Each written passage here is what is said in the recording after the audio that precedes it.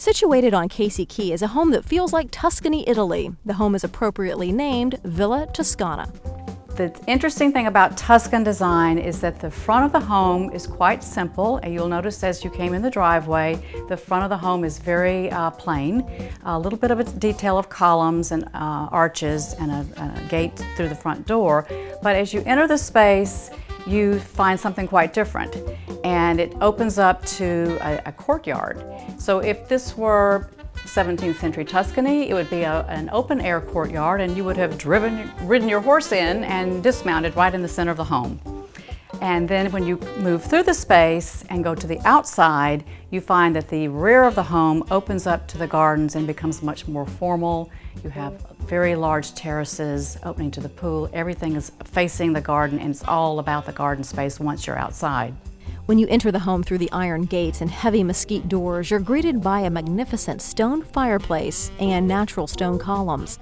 There's a 22-foot tall stone fireplace that was actually a replica of one in the Biltmore estate in Asheville, North Carolina. This one happens to be carved out of stone, and there's a medieval hunting scene incorporated into the design. The one in the Biltmore is actually painted on flat stone. And all this work was done in an area of Mexico known as San Miguel de Allende. The handcrafted details are mirrored across from the fireplace too. The architect wanted to balance the weight of the fireplace by having the fountain directly across from it, which kind of gives it that grounding effect and balancing. The main living room flows easily into the kitchen, dining room, and family room.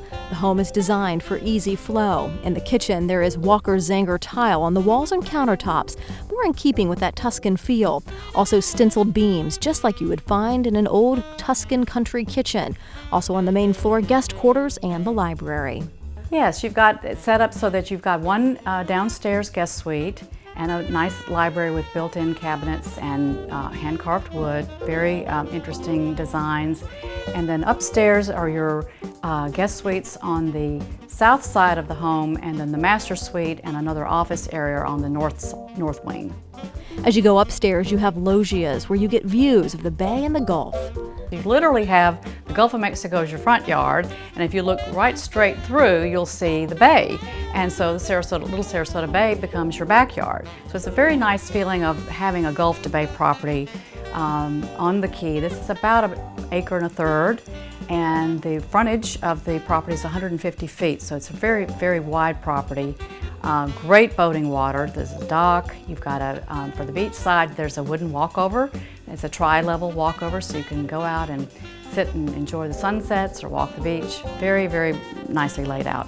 One of the best views in the home is on the upper level, right off the main master suite area. One of the best views of the property is to sit out on this gorgeous terrace that's upstairs. It's on the second level, and when you're sitting out there, you can see all the way across Little Sarasota Bay. It's one of the widest parts of the bay on the island, and then you're aware of how expansive the garden is, and that's sort of the feeling that the house is tucked in here. You're not really exposed to the other homes on either side of you because of the way the house is situated, and the setbacks are quite wide. Handcrafted details are seen throughout the home, especially in the master suite area. The master bath has luxury touches. There are two areas, one for the lady and one for the gentleman, and they each have vanities that are made out of natural stone, very tall, column-like setting with a beautiful shell motif at the top.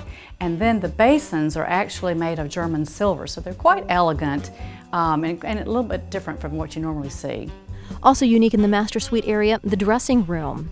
Every woman who sees that dressing room wants this house. It's very, very beautiful, very delicate faux finishing and stenciling, and the cabinets are enclosed so you don't see the clothes hanging there, but it's a very nice feeling.